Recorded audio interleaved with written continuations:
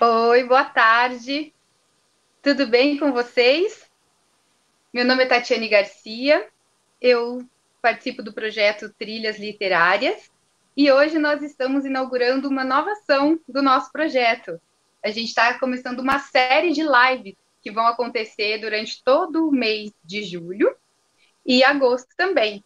Depois eu conto mais para vocês como vai acontecer isso, quais serão nossos convidados. E hoje a gente tem a alegria e a honra de começar esse ciclo de lives com o escritor Daniel Munduruku. Daniel é muito especial para nós, o nosso projeto. Nós temos vários livros dele no acervo, as crianças gostam muito e ele já é muito conhecido nosso por aqui, né? Ele é um escritor formado em filosofia, muito atuante, super pesquisador também das culturas indígenas. E nós temos, então, como tema nessa live as culturas indígenas e a literatura infanto-juvenil. O Daniel Munduruku escreve principalmente para crianças e adolescentes, mas ele também tem um livro para adultos. E agora eu vou convidar o Daniel para falar com a gente.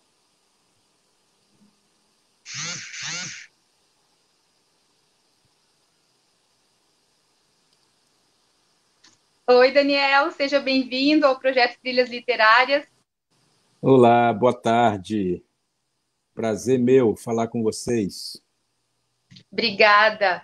Eu agradeço o pessoal que está entrando aqui com a gente, a Samara Rosa, a Elaine Bis, que é do projeto também, João Zócoli, todas as pessoas aqui que participam do projeto com a gente.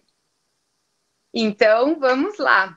Daniel, eu queria que você contasse um pouco para a gente como que foi essa sua decisão de começar a escrever literatura infanto-juvenil?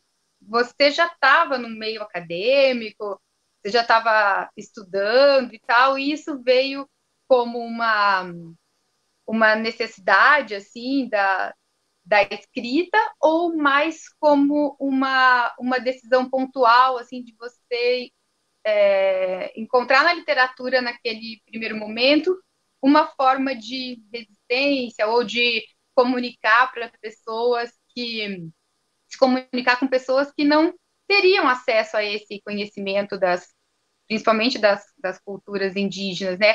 Foi natural? Foi bem pensado? Como que foi isso?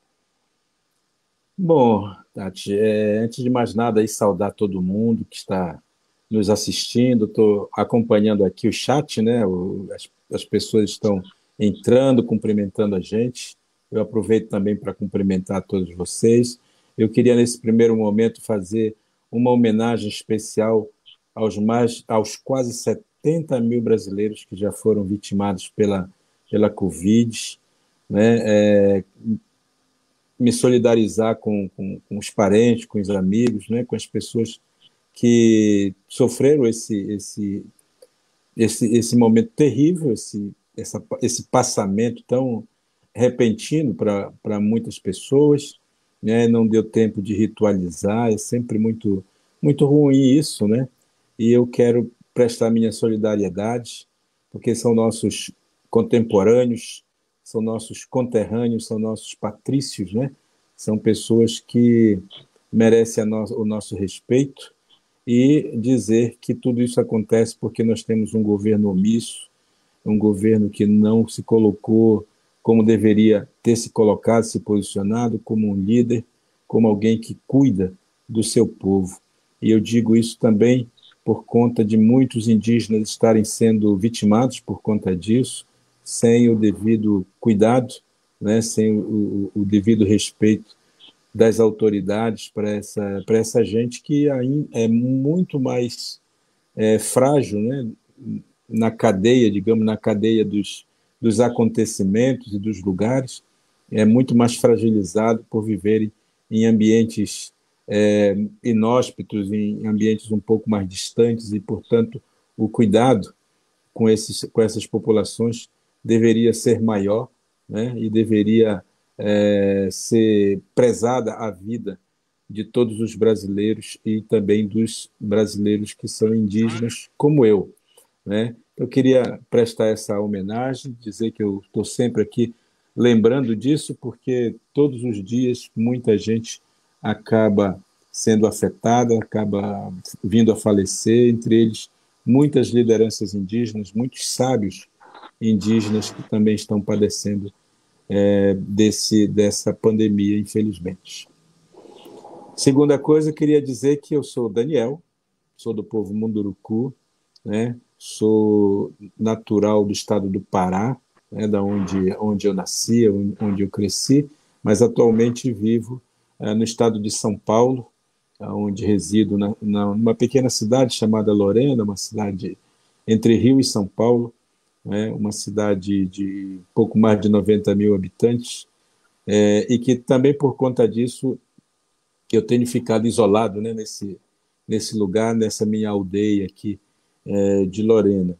Então, e eu tenho participado bastante dessas reuniões, desses encontros digitais aí, nesses encontros com essas lives todas, e tem sido um prazer, né, para mim poder encontrar meus colegas professores, meus colegas artistas, escritores, que eu venho sempre conversando com eles, tendo essa janela que é a internet, né, para poder nos comunicar. Ainda bem que temos isso, né?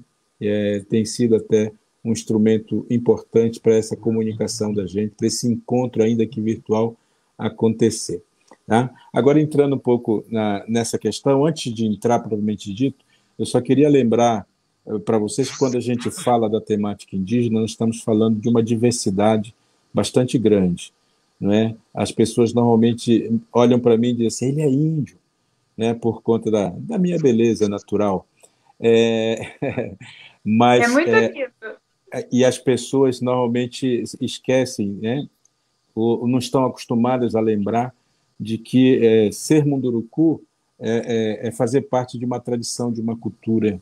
Eu não sou o índio que as pessoas estão acostumadas a pensar, né? Esse índio genérico, que parece que é todo mundo igual. Eu pertenço a um povo específico, um povo que tem uma origem, uma tradição, uma cultura, um modo de entender o mundo, um modo de caminhar pelo mundo. É fundamental a gente saber disso, porque no Brasil são 305 povos assim. São 305 maneiras de olhar para o mundo.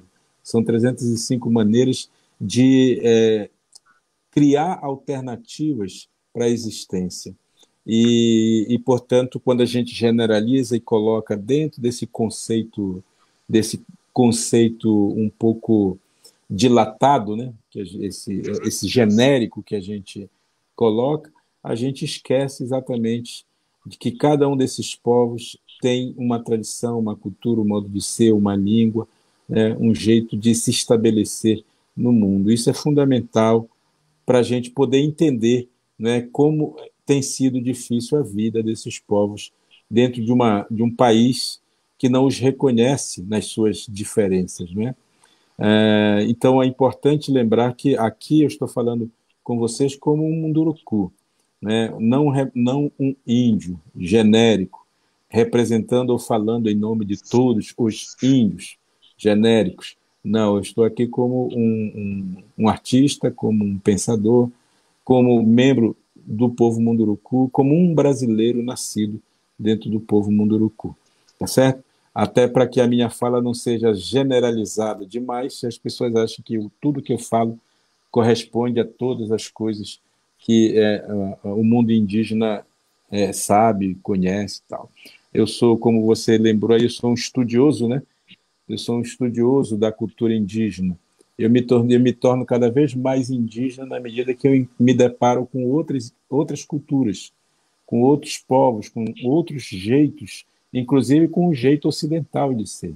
E isso vai reforçando em mim a minha própria identidade. É claro que isso, na minha história, passou, né, essa consciência, digamos, ela foi sendo aos poucos criada em mim, né? Eu fui me percebendo dessa maneira com o passar do tempo. Não foi um passe de mágica. Eu não nasci com essa cabeça, né? Ela também foi sendo formada de acordo com as experiências que eu fui vivendo. E isso é fundamental a gente entender, justamente para a gente não achar que todo indígena que aparece fazendo live por aí, ele está falando em nome dos povos indígenas, porque isso incorre num grande erro, né, que as pessoas cometem, porque muitas vezes os indígenas que falam também de um ponto de vista só, né, e não do ponto de vista geral, tá certo? Então, isso é importante. Portanto, quem está falando para vocês aqui é um brasileiro nascido em Munduruku, mas um brasileiro que fez todo um caminho pelo mundo, pela cidade, fez um caminho pela universidade e que, portanto, foi aprendendo coisas, foi ensinando coisas e vai fazendo uma troca com a sociedade brasileira. Bom, eu não nasci escritor, naturalmente, né? Também isso fez parte de um caminho que eu fui percebendo que era possível. Eu sou, como eu falei, nascido lá no estado do Pará, no meio da floresta, onde eu fiquei até meus 9 anos direto. Depois fiquei entre os 9 e os 15 anos entre cidade e aldeia, até que depois dos 15 anos eu quase que fiquei somente na cidade, porque aí comecei a estudar, comecei a frequentar outros lugares, outras instituições, né? Aí fui fazer a universidade e depois mudei, porque isso tudo aconteceu até meus 22 anos, eu vivi no norte do Brasil.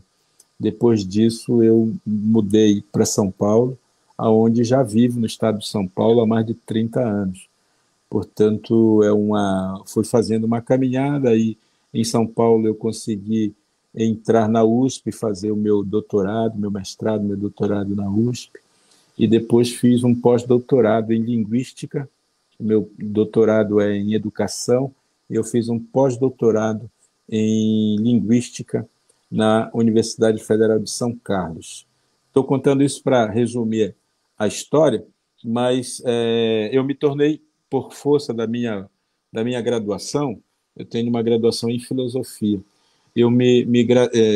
por força dessa minha graduação, eu me tornei professor, né? Como uma escolha, como uma opção mesmo. A minha primeira opção não foi ser escritor, minha primeira opção foi ser professor. E eu quis ser professor por conta daquilo que para mim parecia uma necessidade, eu continuar usando o instrumento que é próprio dos professores, que é usar a palavra.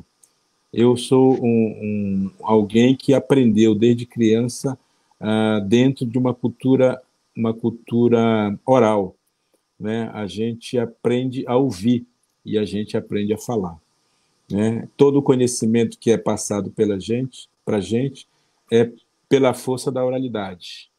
E para a gente treinando essa mesma oralidade, nós vamos contando as histórias, a gente vai aprendendo a lidar com a palavra. A palavra, portanto, é algo extremamente importante, né, e extremamente vital, né, para o nosso povo. Então, quando eu vim para a cidade e quis escolher, eu costumo dizer assim, eu não pedi para nascer bonitão desse jeito, né? Isso foi uma dádiva do universo. O universo me fez desse jeito, me fez nascer desse jeito.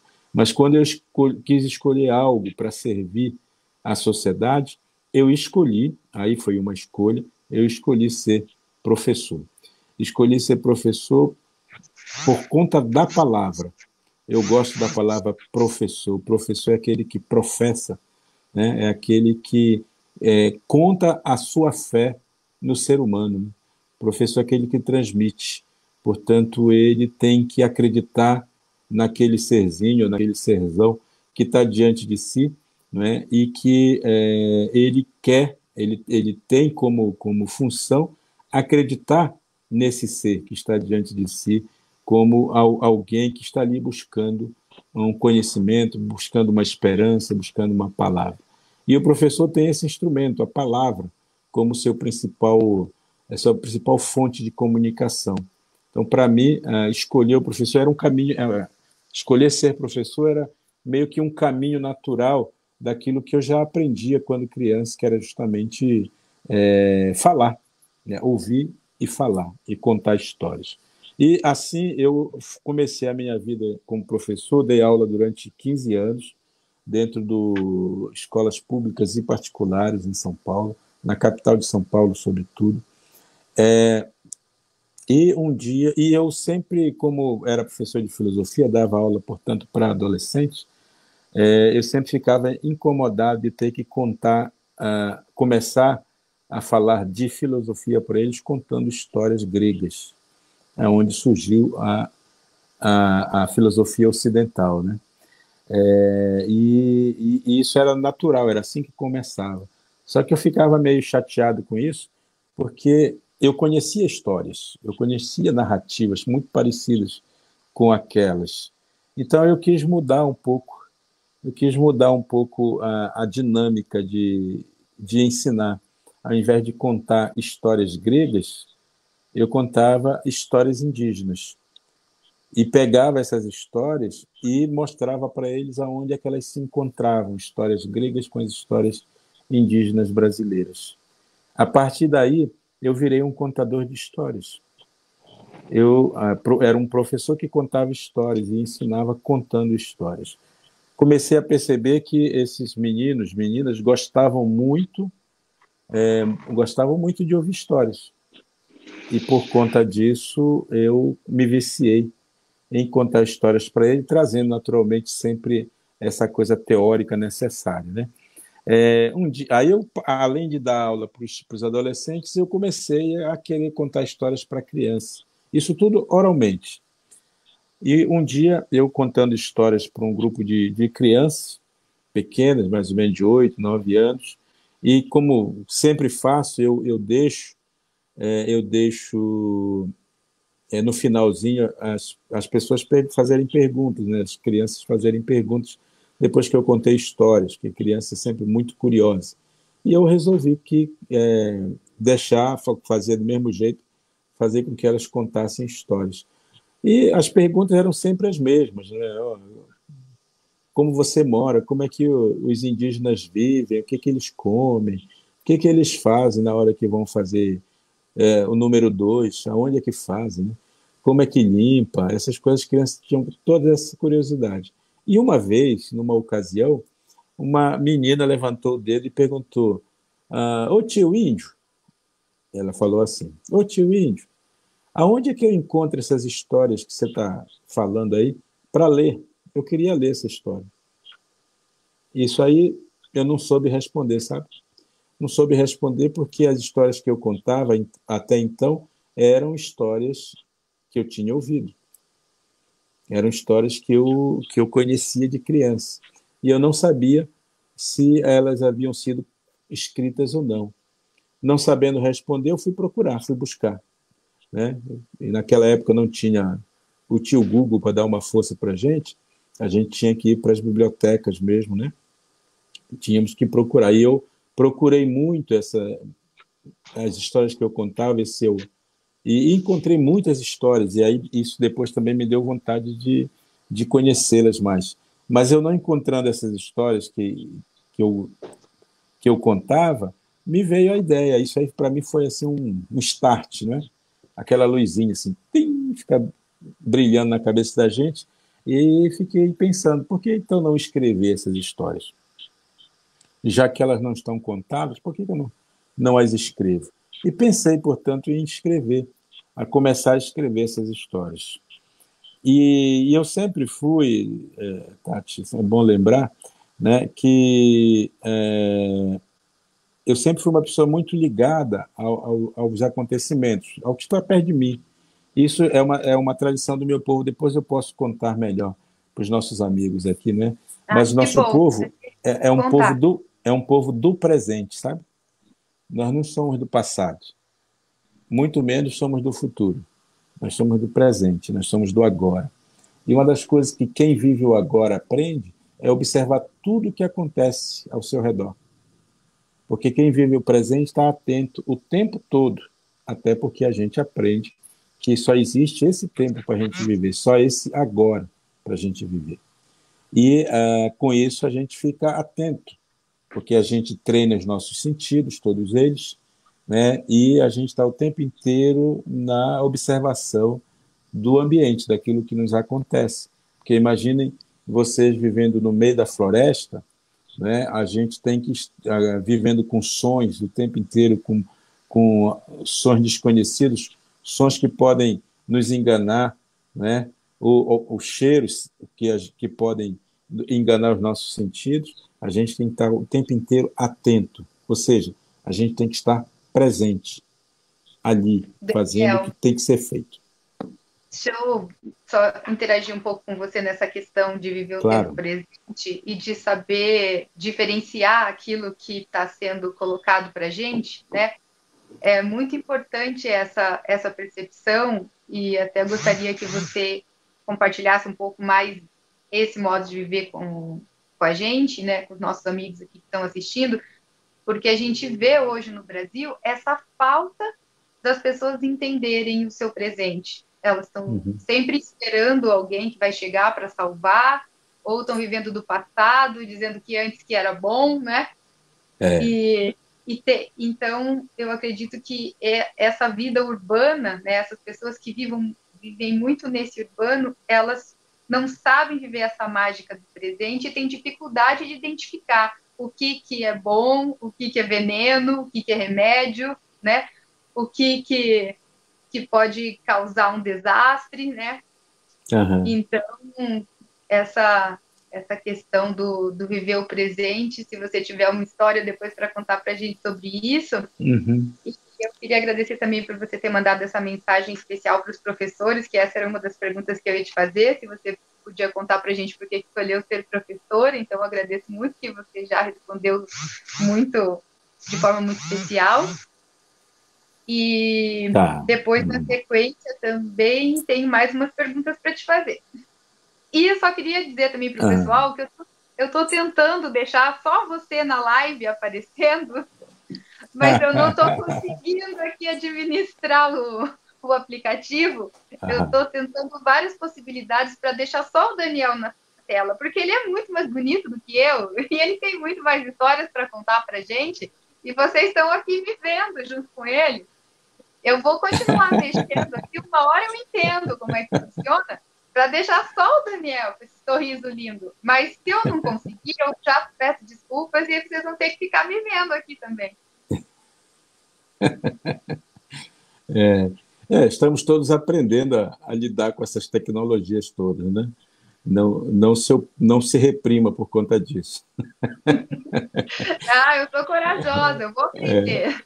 Exatamente. Bom, então, continuando só encerrando essa parte da escrita, né? Por que eu adentrei na literatura?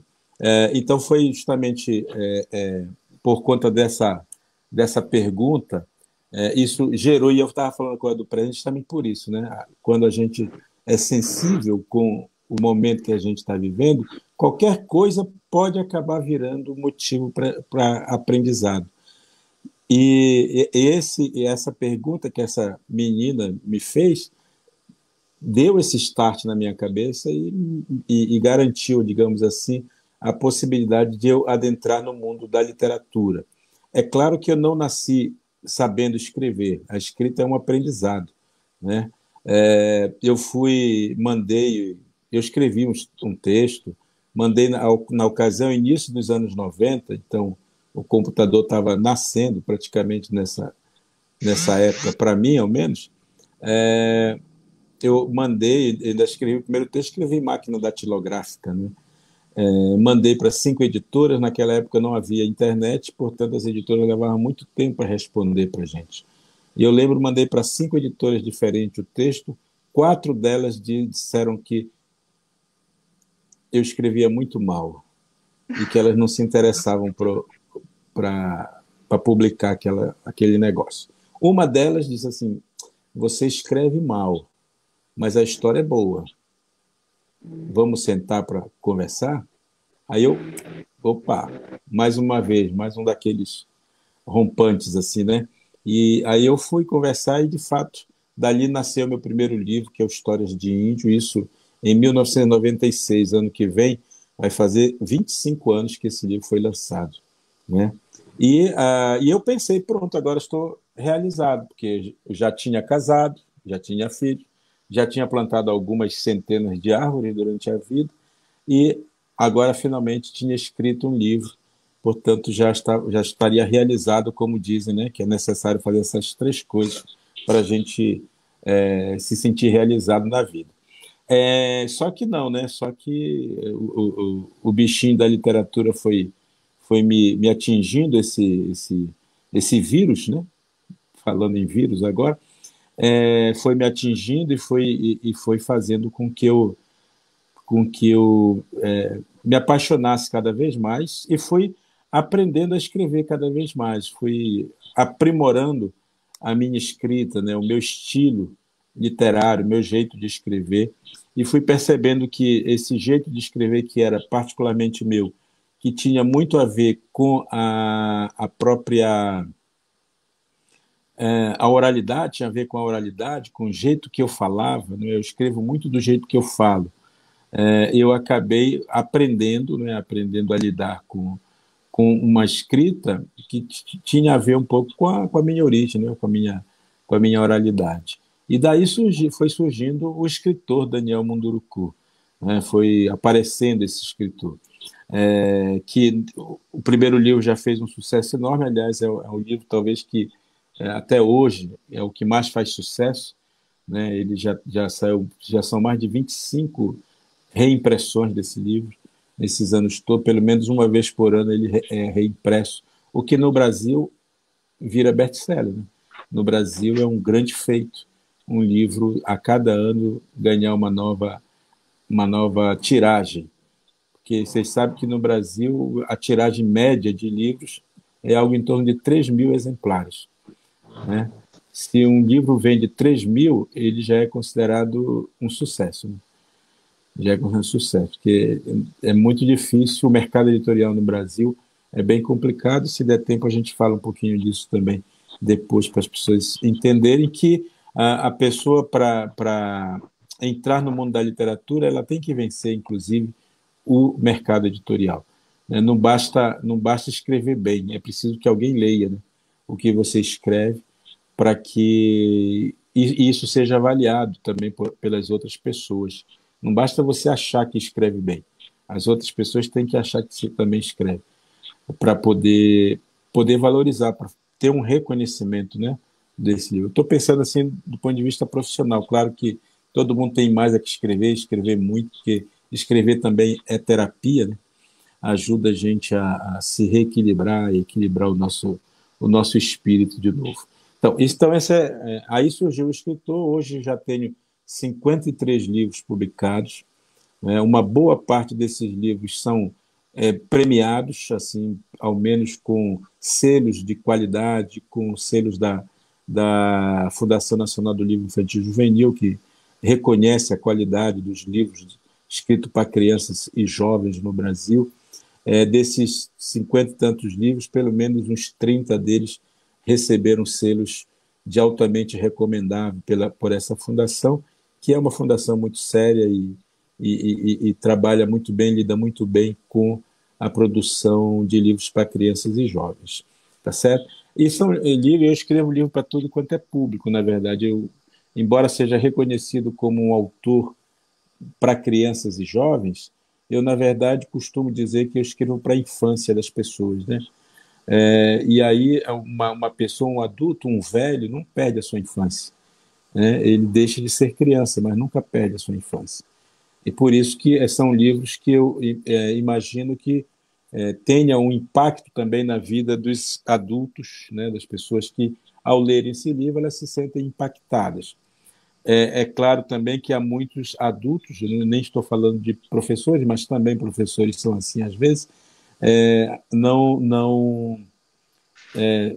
não se obrigam a ler livro para criança porque acham que livro para criança é livro só para criança, né? Não é livro para a infância deles. E a gente tem que aprender a lidar também com as histórias escritas para crianças que, na verdade, falam para a infância de todos nós. Né? É só pegar Um Pequeno Príncipe, que todo mundo sabe do que eu estou falando. Né? Um livro para criança, que todo mundo leu na infância, mas lê ainda hoje, lembra do que leu ainda hoje. Então, esse cara sou eu, por assim dizer, né? Esse é meu retrato, meu 3x4 como escritor. Agora, eu venho de uma tradição, e essa tradição tem todo um modo de olhar para o mundo, aquilo que eu falava para vocês sobre a existência, né? Sobre existir. Nós chamamos para essa existência de bem viver. O bem viver é uma forma, é um modo de a gente se colocar diante do mundo, diante da existência, a partir daquilo que é fundante na nossa cultura, na cultura de cada pessoa, na cultura de cada povo. E o que é fundante são justamente os valores, né? São aquilo que permanece na gente, aquilo que faz parte do que nós chamamos de tradição. Mas muita gente acha que tradição é algo do passado. As culturas indígenas não consideram tradição como algo do passado, porque os povos indígenas têm uma compreensão de tempo, e aí eu entro nisso que você me pediu para falar, uma concepção de tempo que é muito diferente da concepção do tempo ocidental. O tempo ocidental, ele é um tempo linear, né? É o tempo do relógio, é o tempo da produção, é o tempo da riqueza, é o tempo do acúmulo, é o tempo de pensar, de planejar o futuro, planejar o que vai acontecer em breve, é poupar riqueza para usar um dia, né, quando esse futuro chegar. E o futuro chega, esse tempo chega, e a gente olha para trás e, de repente, cai a ficha de que nós não vivemos. Né? Nós não vivemos de fato. Nós ficamos atrás de um projeto o tempo inteiro. Nós ficamos atrás de um alvo, de uma meta. E essa meta nos jogou sempre para isso que nós chamamos de futuro.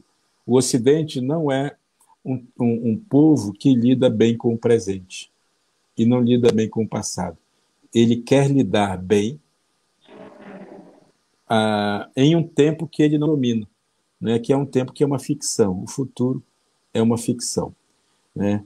Esse pensamento linear que eu falo para vocês é o pensamento das caixinhas, né? É o pensamento que nos coloca como um alvo a ser atingido. Não à toa, a pergunta que mais se faz para uma criança na cidade é: o que você vai ser quando crescer?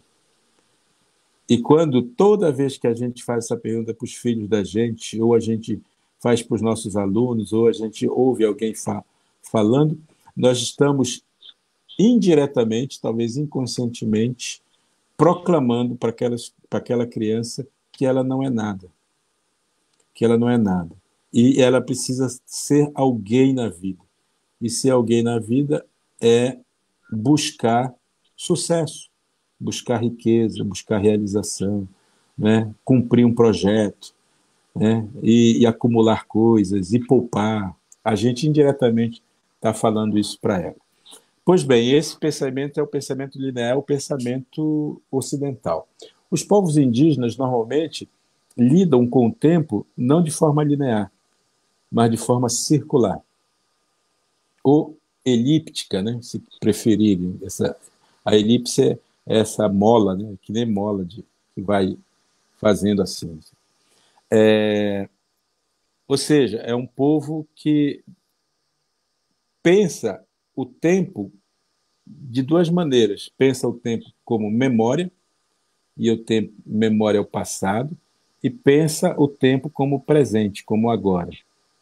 O passado, ele é a memória. O passado diz quem nós somos, de onde viemos, o que a gente faz nesse mundo. O presente nos diz como viver o agora. O presente é, dizem os avós, um presente, uma dádiva que nós recebemos. E aprendemos, por conta dessa concepção, com essa compreensão de tempo, aprendemos que quando um presente nos é dado, um objeto, uma dádiva nos é dado, nós temos a obrigação de vivê-lo imediatamente, de usá-lo imediatamente. porque nós ganhamos um presente. E a gente pensa que, ao usar bem aquele momento, aquele presente, nós estamos arrancando do universo o seu melhor sorriso. Porque só quando a gente usa o presente imediatamente é que o sorriso da pessoa que nos ofereceu, né, é verdadeiro.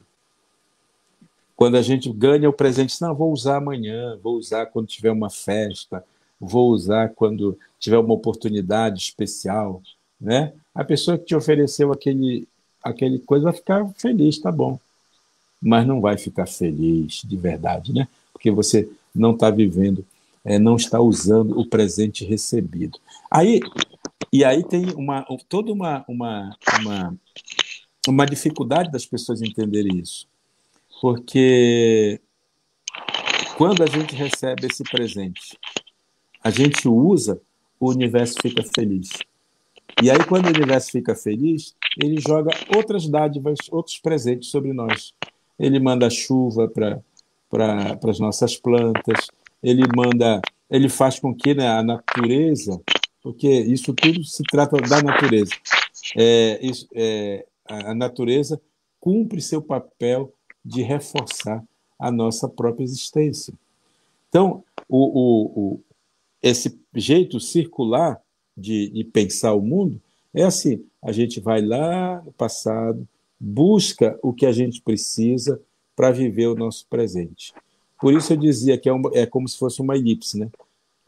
Porque na nossa compreensão, se a gente respeitar esse passado, viver bem esse presente, nós vamos ser projetados para um tempo que há de vir, com fartura, com dignidade, porque a gente respeitou todo o processo desse tempo, dessa circularidade. E ela vai nos empurrando para frente.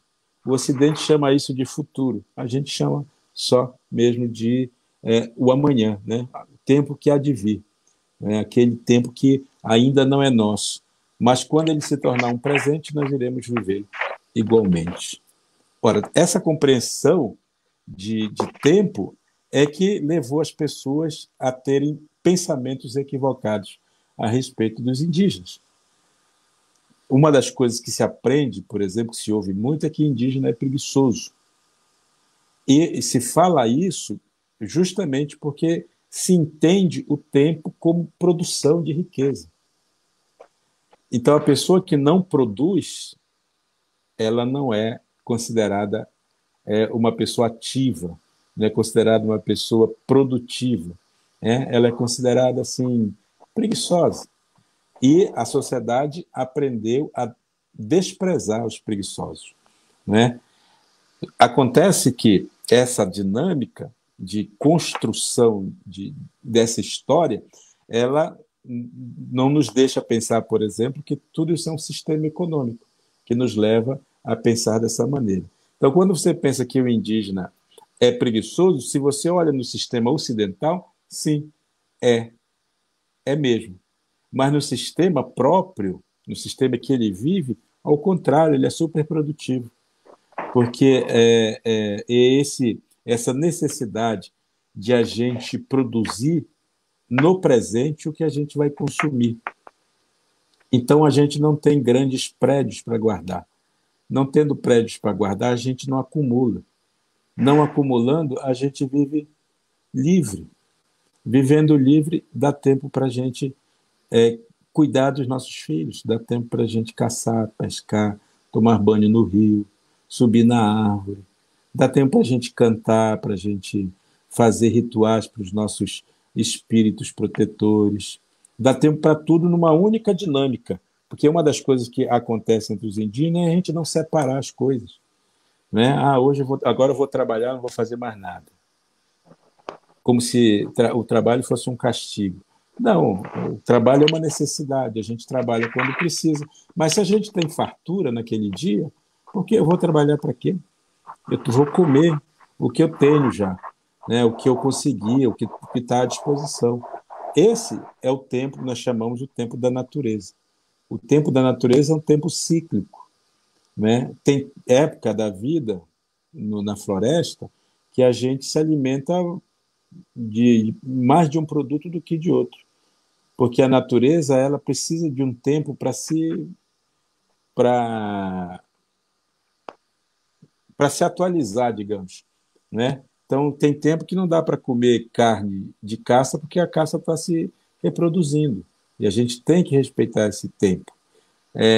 Tem tempo que não dá para pescar, então temos que respeitar esse tempo. Tem o tempo da chuva, tem o tempo da seca, né? A floresta vai dando para nós o tempo certo para a gente viver o presente. Essa é a grande, digamos, dificuldade que as pessoas da cidade têm, porque é normal que as pessoas julgarem o outro por aquilo que elas têm como cultura, né? Não está de todo errado isso. Só que o errado, nesse caso, é a gente não perceber que há uma diversidade muito grande de modos de vida, né, e de fazer economia que não tem nada a ver só com o acúmulo de riqueza, com a competição entre as pessoas. Aliás, eu vou encerrar já já isso aqui para a gente entrar no outro tema.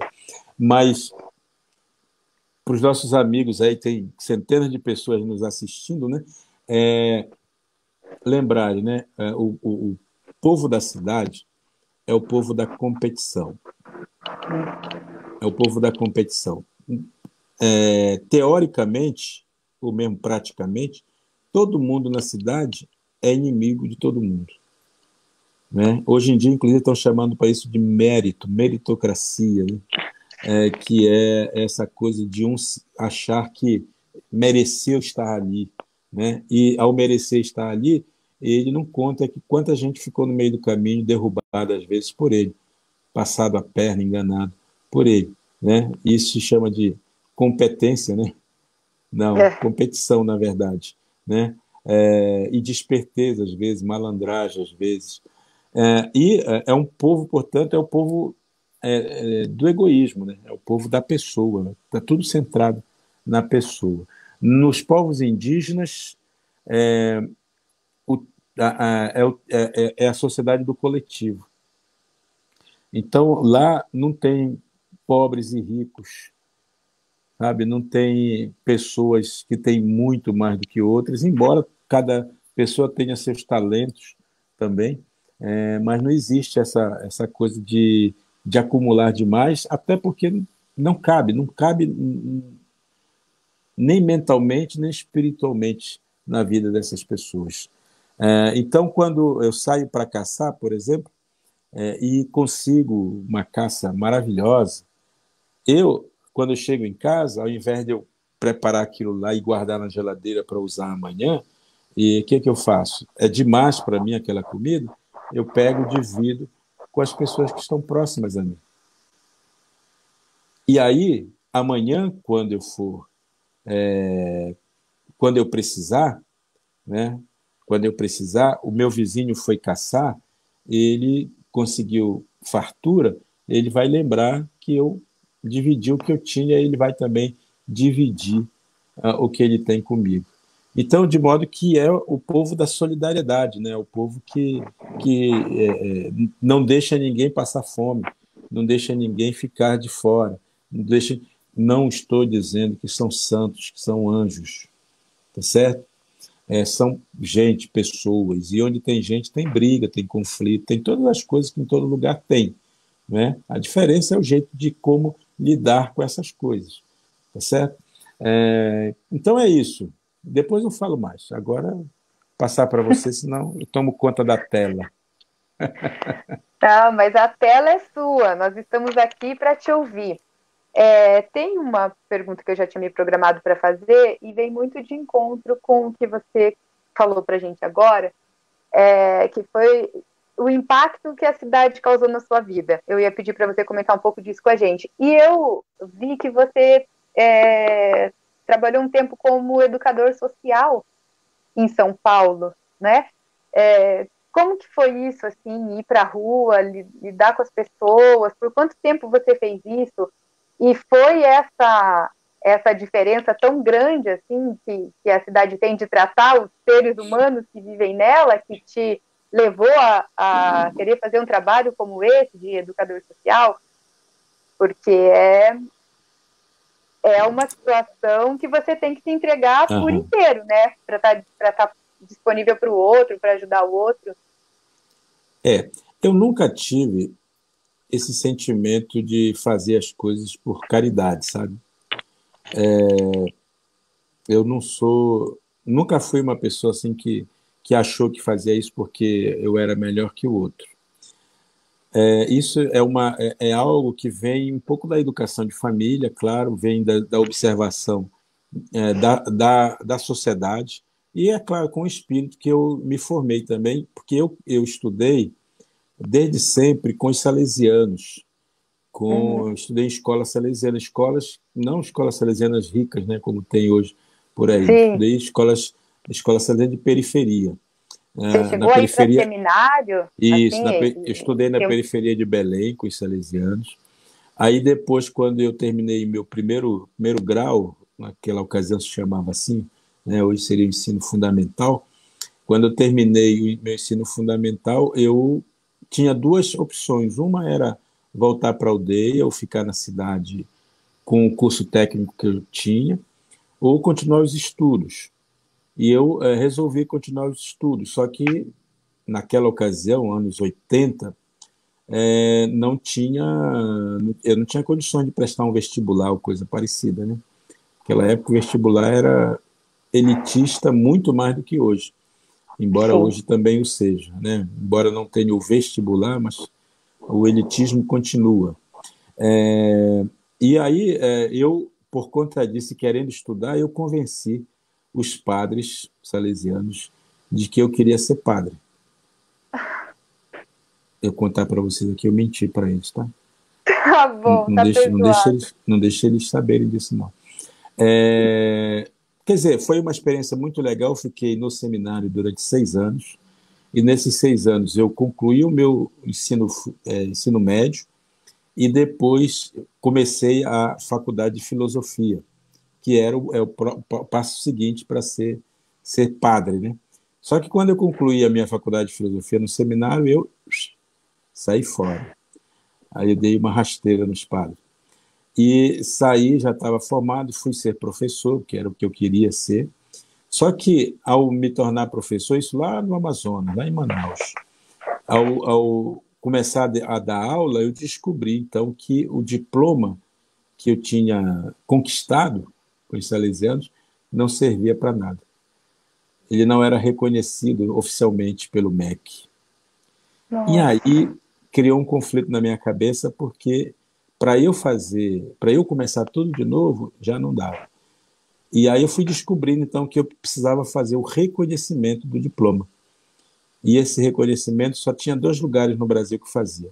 Uma era em Ouro Preto, em Minas, e outra era em Lorena, aqui em São Paulo, onde eu moro até hoje, por sinal, e que podia fazer. Como eu conheci os salesianos, tinha uma relação boa, e aqui em Lorena, os salesianos são muito fortes, a presença salesiana é muito forte, eu escolhi, optei vir para cá, vim aqui para Lorena e concluí, então, a filosofia, fiz o curso que tinha que fazer de reconhecimento de diploma e fiz ainda um curso, uma especialização, digamos assim, que não chega a ser uma graduação completa, mas uma graduação, uma licenciatura, né, em História e Psicologia, que era para eu poder dar aula também nessas duas disciplinas que eu gostava muito. Enfim, aí foi isso que aconteceu, foi por isso que eu vim para São Paulo, né? Foi graças a isso que eu vim para São Paulo e fiz toda a minha trajetória aqui, depois de ir para o mestrado, doutorado e tudo mais. Tá certo. Que bom que você mentiu para os padres, senão a gente não teria o escritor Daniel Munduruku. Eu quero agradecer muito as 109 pessoas aqui que estão nos Uau! assistindo, né? Muito legal, agradeço muito de coração a todos vocês. Quero até compartilhar um pouco aqui dos comentários, né? As pessoas estão gostando muito. A Ciomara Aparecida disse que achou muito lindo a questão de você escreve para a infância das pessoas, né? Isso é muito bacana. A Ana Cristina Mota diz que adora todos os seus livros, mas o preferido dela é o Meu Avô Apolinário, né? E que é um livro para toda a família, né? E é o meu também. É o teu preferido também? Com certeza. Que lindo! Mas deve ser difícil ter um filho preferido com 53 livros, né? Todos ótimos.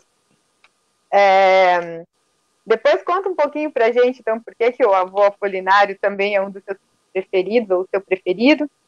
Tem uma pergunta também da professora Rosália, professora Rosália de Brasília, Rosália Guedes, ela tem uma dúvida aqui. Se você fosse escrever um livro para adolescentes sobre esses tempos que nós estamos vivendo, esses tempos difíceis, ela diz, nesses tempos que estamos vivendo neste país, como você começaria a sua obra?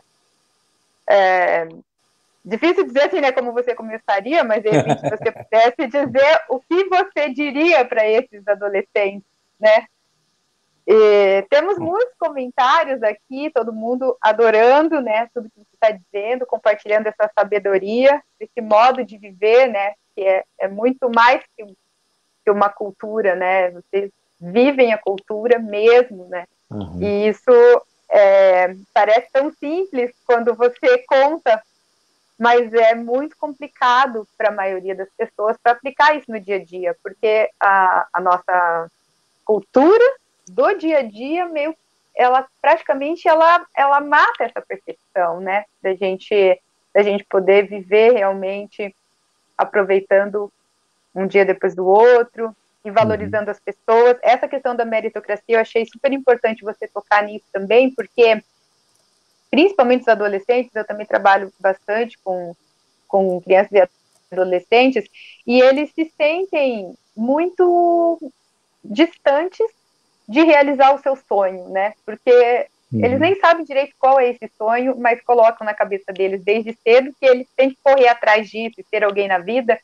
Então, a gente tem muitos casos de suicídio na adolescência, né? Então, eu até queria que você comentasse isso, assim, se na cultura munduruku ou em outros povos, assim, se os adolescentes passam por isso, assim, também vocês chegam a ter casos de suicídio ou por esse motivo, né, dessa pressão que a sociedade coloca, ou é mais tranquila essa transição do criança para o adolescente na cultura munduruku, por exemplo?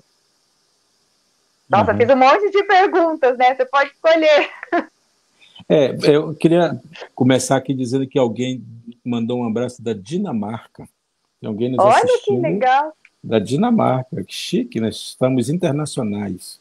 Muito Coisa chique. Boa. Que legal. Graças a você.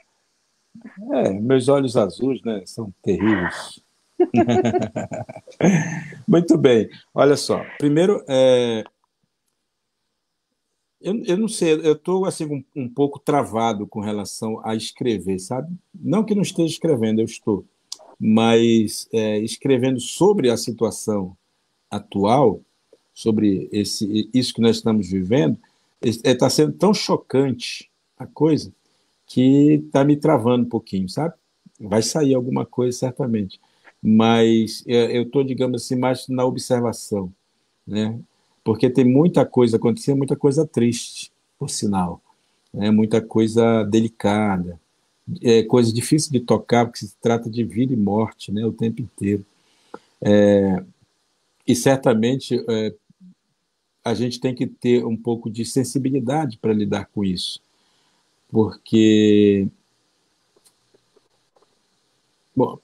fere muito, machuca muitas pessoas, né? É claro que as pessoas sempre esperam do escritor, pelo menos de um escritor como eu, que tem esse tipo de escrita, esse tipo de estilo, né, que nem chega a ser um estilo muito diferente do que tem por aí, mas que traz essa leitura um pouco mais simbólica, né, da vida, da existência.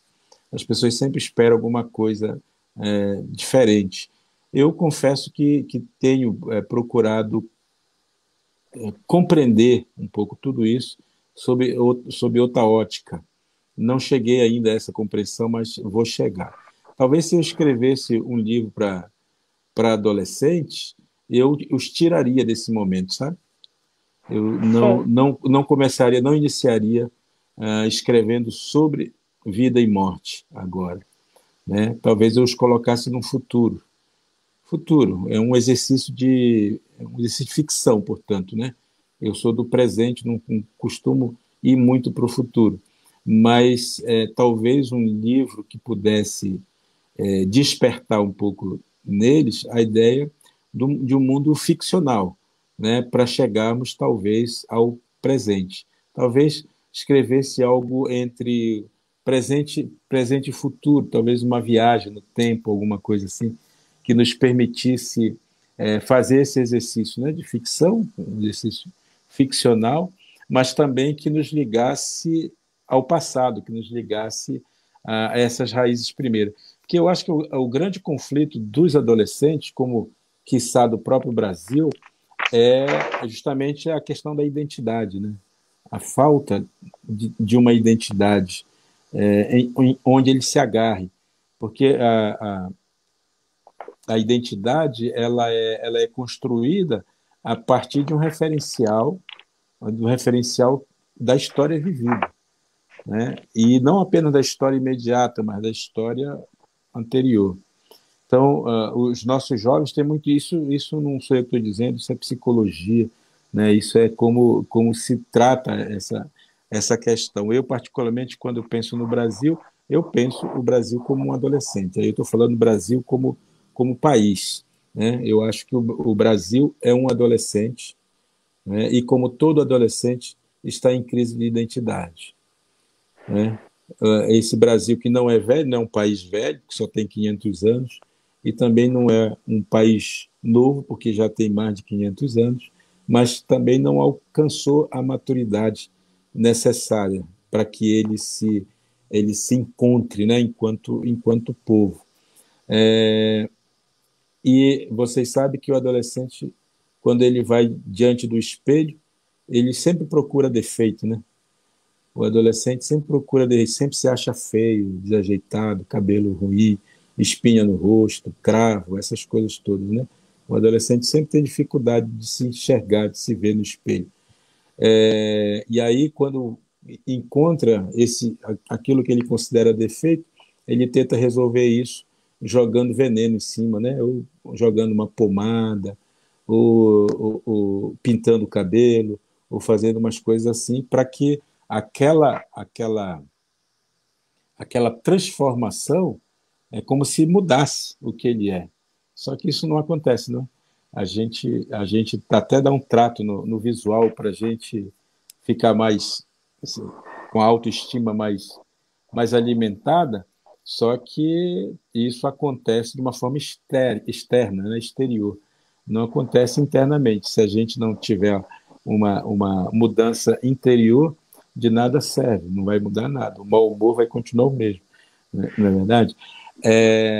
E esse Brasil adolescente, ele passa um pouco por isso, sabe?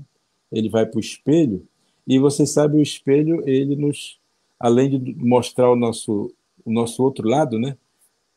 O convexo, ele também lhe mostra o que está atrás da gente. É como nós estamos nos vendo aqui agora. Por exemplo, eu, além de ver você à minha frente, eu me vejo, mas vejo também que tem uma parede aqui atrás de mim, né? Então, imagine essa parede com o passado que está aqui, atrás de mim.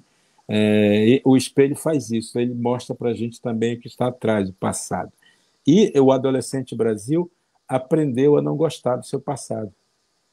Ele não gosta nem do seu passado, que é um passado indígena, ou um passado africano, passado negro, né? E nós aprendemos a não gostar nem de um nem de outro. E aí, o que o Brasil adolescente tem feito? Ele joga um pano em cima do espelho e fica olhando só para aqueles 10% que ele tem de, de europeu. E para esses 10% ele bate continência, para esses 10% ele lambe botas, para esses 10% ele acha que é o futuro dele, né? Que é onde ele tem que chegar. e fica deixando de lado um pouco esse seu passado, né? A sua própria identidade, né? Porque aí se trata mesmo da identidade nossa, da identidade, aquilo que nos define. Só que a gente aprendeu a rasgar isso, a gente aprendeu a não gostar disso, a gente aprendeu a arrancar isso de dentro da gente, né? E com isso, claro, a gente é, a gente não cresce. E aí tem uma coisa que eu acho importante a gente lembrar, que o passado ele não é uma prisão. Ao contrário, o passado é liberdade. Pensando isso culturalmente, né? Estou pensando passado individual, mas pensando culturalmente, o passado ele é a nossa liberdade, a nossa capacidade de nos libertar. Porque o passado é que diz de onde a gente veio, quem nós somos, o que, que a gente faz nesse mundo. É o passado que nos dá a possibilidade de nos comprometer com aquilo que nós somos. E enquanto esse adolescente Brasil não se reconciliar com o seu passado, ele não avança. Porque eu dizia para vocês, é o passado que nos empurra para frente.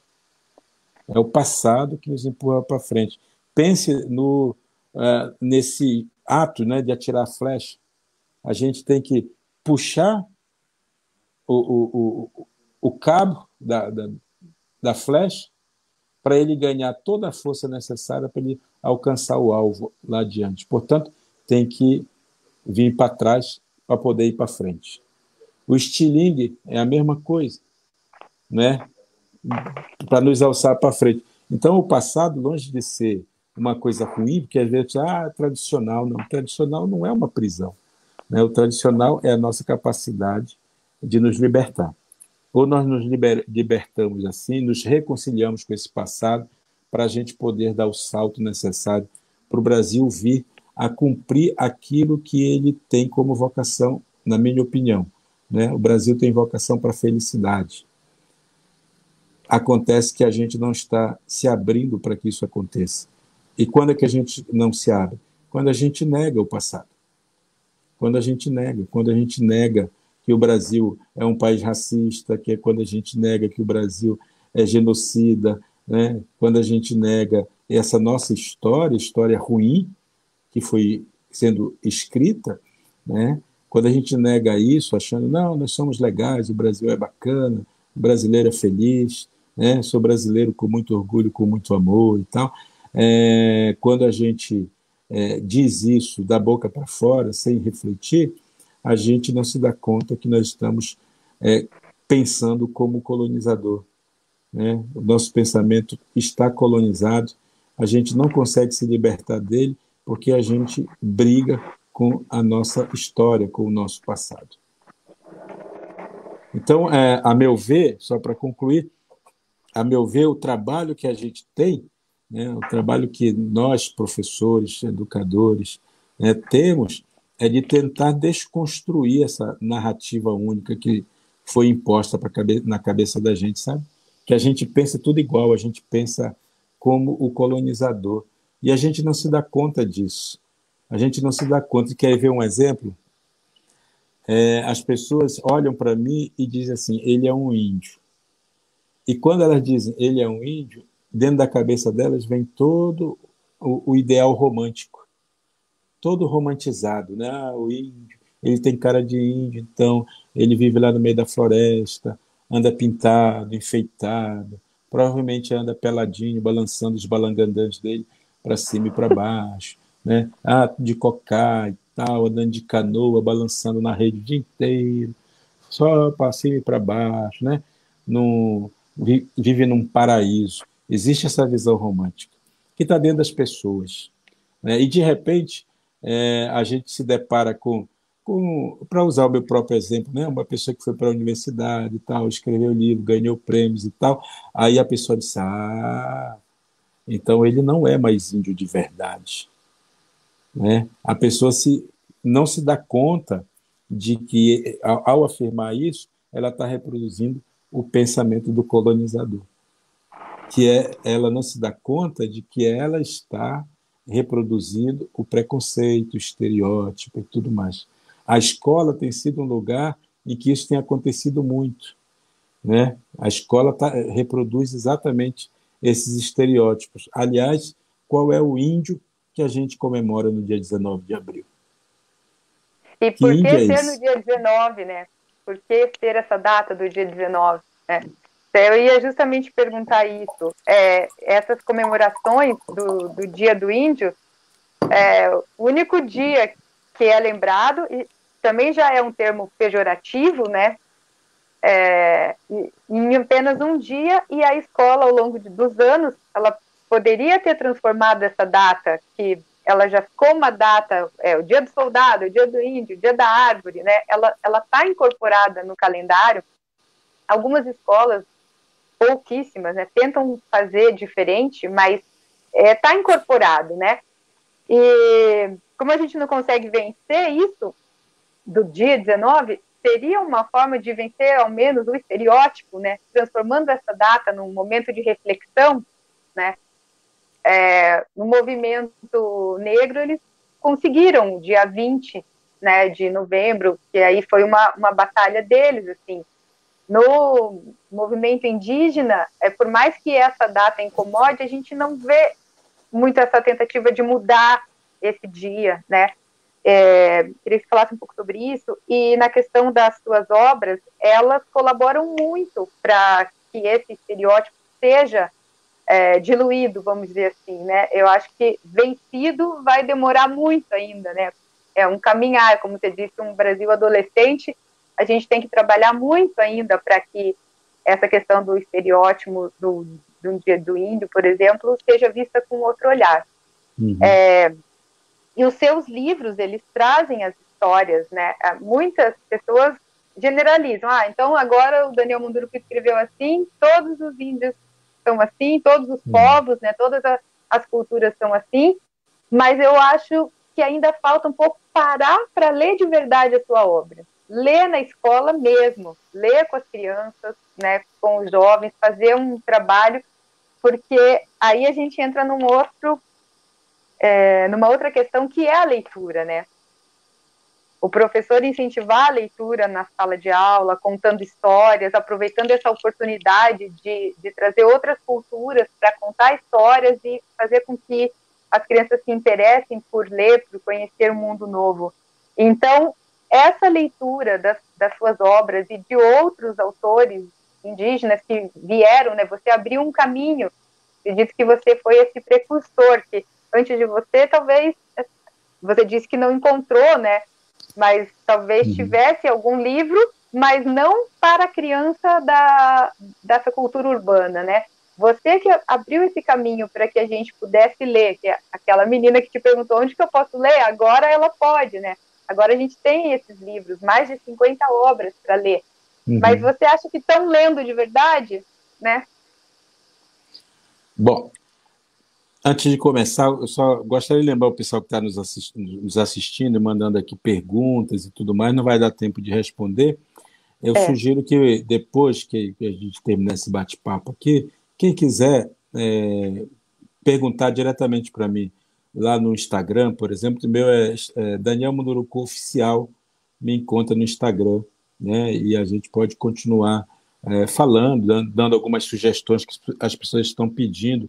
O Adolfo mesmo está falando aqui da pesquisa dele de mestrado em filosofia e tal. Acho bacana isso, mas não vai dar tempo a gente tocar em todos os assuntos, porque senão a gente vai passar de fato a noite toda conversando aqui, não é? É. O ideal é que a gente consiga terminar aqui por 18h30, né? Que a ideia era essa, 1h30 mais ou menos de bate-papo, né? E a gente está Sim. avançando aí no horário já. Isso. Mas, enfim, então já tá dado o meu recado, assim, em termos de contato comigo. Lembrando também que eu mantenho uma livraria online, que tem todas as minhas obras nessa livraria e de outros autores indígenas. Eu vou falar um pouquinho desses outros autores daqui a pouco, mas lembrando que é a livrariamaracá.com.br. Livrariamaracá.com.br é uma livraria online especializada na temática indígena, na literatura indígena, não na temática em geral, mas na literatura indígena. Então, quem tiver interesse também em conhecer meus livros, eu acho que lá encontra bastante coisa. Muito bem. Com relação ao 19 de abril, esse índio que é normalmente celebrado não, comemorado no dia 19 de abril, ele não existe. Ele é uma ficção, né? Esse índio é o índio estereotipado, é o índio do passado, é o índio do José de Alencar, é o índio que foi criado, né? Concebido a partir de todos os estereótipos possíveis e imagináveis. Então, essa data é uma data simbólica e os indígenas têm se apropriado um pouco desse dia 19 de abril, inclusive para apresentar suas demandas para o governo, que é um dia que todo mundo lembra dessas populações. E o movimento indígena tem também usado, inclusive, antigamente se fazia a Semana dos Povos Indígenas, hoje já existe um mês inteiro, o Abril Indígena, né, que é comemorado.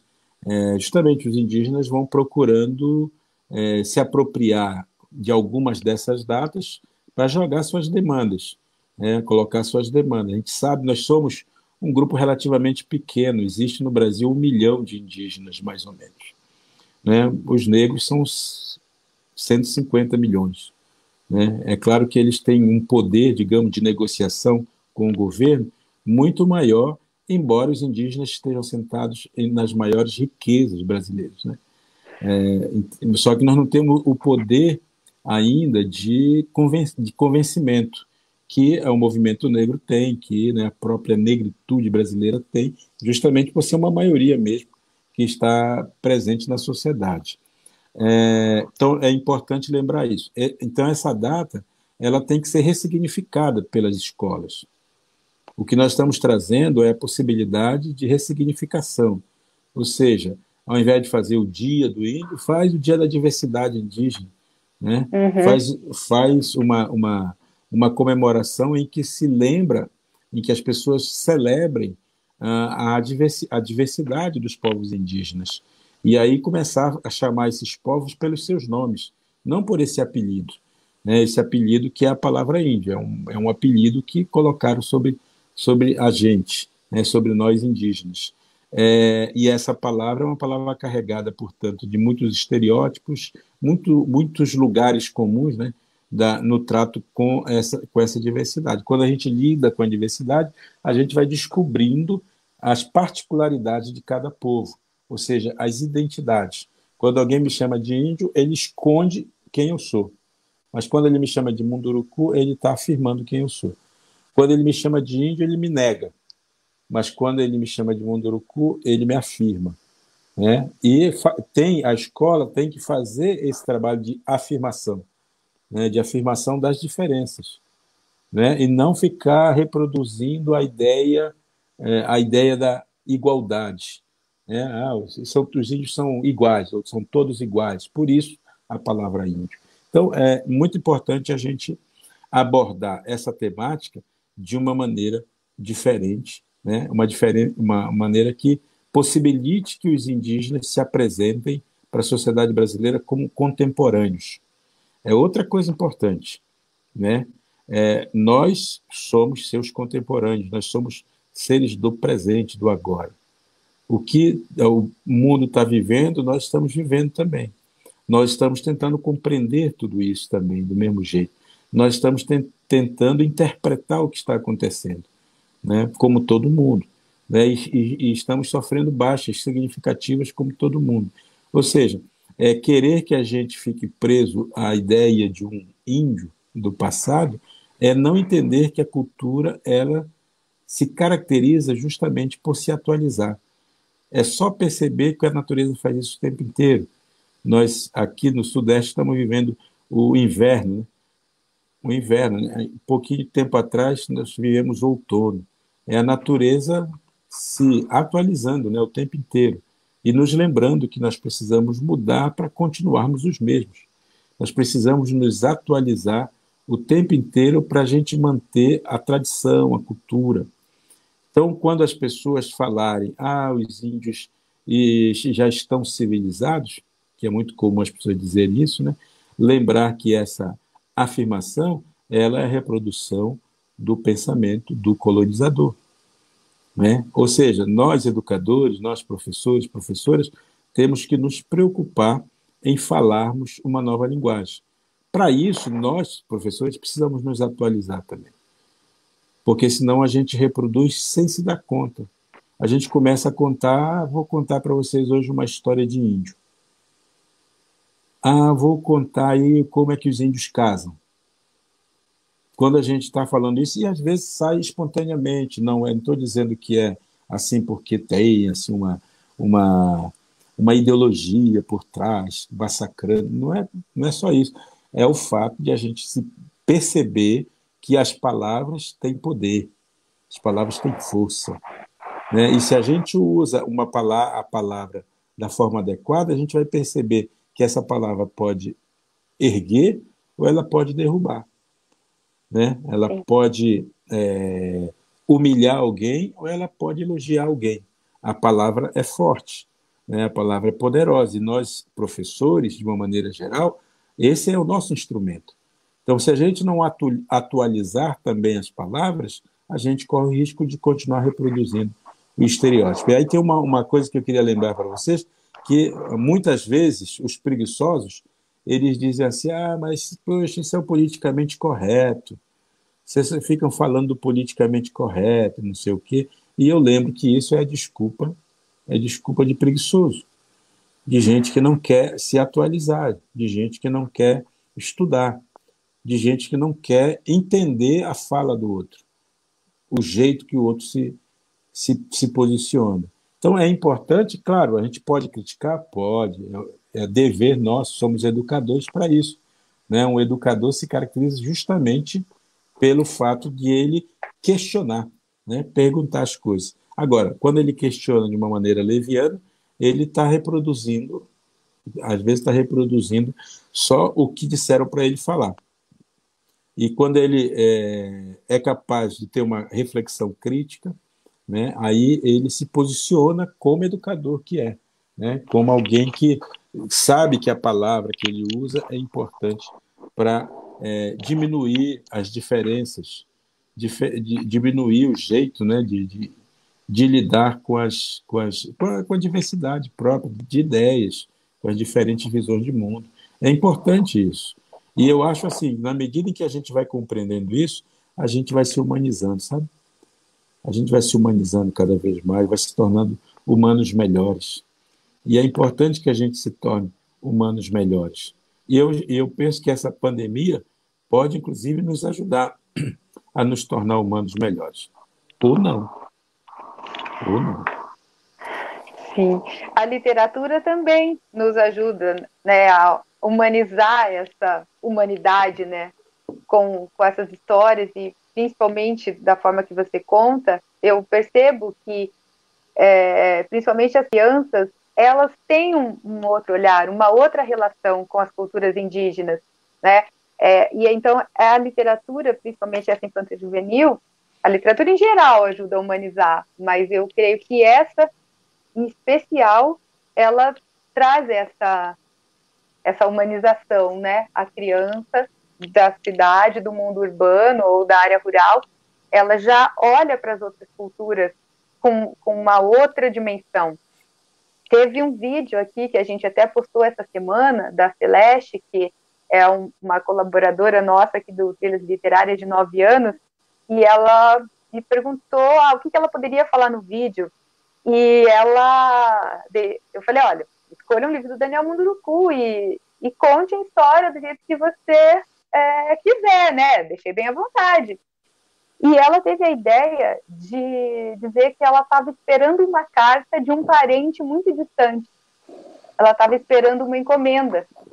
E era coisa dela, da cabeça dela. Ela leu o livro da Kabaderebu e aí ela montou toda a história dela em cima disso, que ela ia receber um presente de um parente distante. E aí chega o livro na casa dela e ela começa a ler e ela se transforma numa personagem para brincar com o Kabaderebu. Então, ela criou isso, né? Então, a partir do livro, ela se reconheceu também com aquela cultura e diz ali que era um parente. Então, ela já tem esse... eu diria que que é uma relação já, né, de familiar, vamos dizer assim, né, que já reconhece isso como parte de uma única cultura. Isso. Até esse vídeo está disponível aí no Trilhas Sim, Literárias, se vocês quiserem ver depois. sim. Eu vi o vídeo. Você tinha mandado, né? Foi esse que você mandou para mim? É, Foi, né? foi Eu vi. esse. É bem bonito. A ideia foi genial, eu achei. Assim, tem coisas que eu penso a respeito de literatura, tem coisas que eu penso e tem coisas que eu dispenso, né?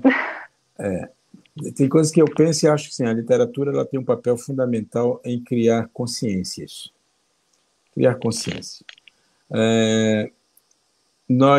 Existe assim uma atitude no brasileiro, de uma forma geral, assim, sem particularizar muito, mas de uma forma geral, o brasileiro tem uma visão um pouco distorcida, primeiro de si mesmo, né? Depois tem uma atitude com relação ao conhecimento que é muito, muito confusa, né? Nós temos, eu gosto de fazer uma separação entre preconceito e racismo, por exemplo, né? O preconceito ele é uma forma mais branda, eu diria, mas ele tem muito a ver com a nossa ignorância.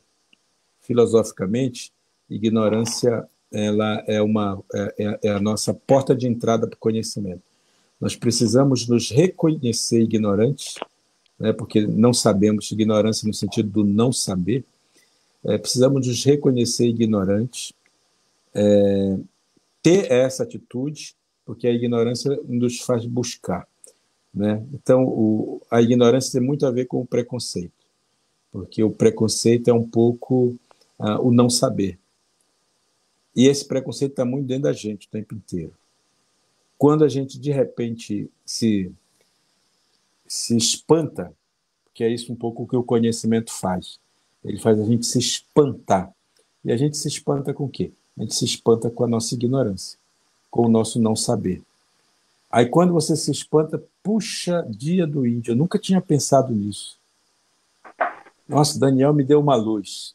O conhecimento é exatamente isso, uma luz, né? É uma luz que foca sobre a gente e traz um brilho novo, né? E aí quando você sabe, quando você toma conhecimento, você já não é mais, você não tem mais o direito de ser preconceituoso. Se você continuar reproduzindo a mesma atitude, você passa a ser racista. Porque aí você passa a fazer com consciência. Você sabe o que você está fazendo. O racista é isso, ele é violento porque ele quer ser violento. Ele sabe que está sendo violento. E aí ele mantém a sua relação.